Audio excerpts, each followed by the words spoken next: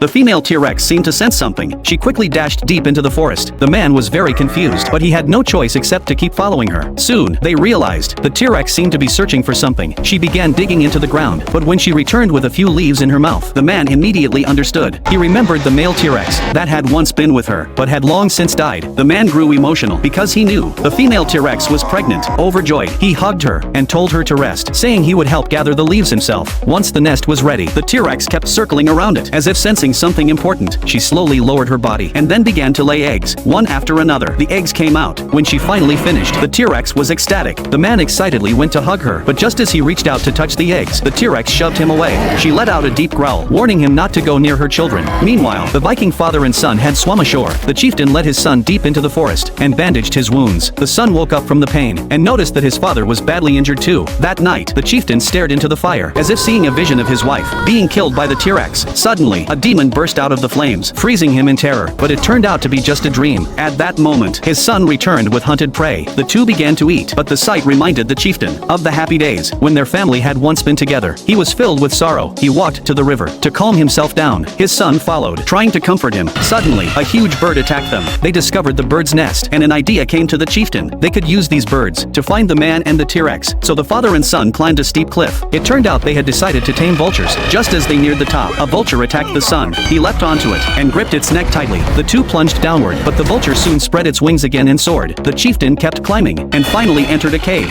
filled with vultures. He picked one, looped a rope around its neck, and tightened it again and again until the vulture was finally tamed. Meanwhile, his son had also tamed his own vulture. At last, the father and son set out once more on their path of revenge.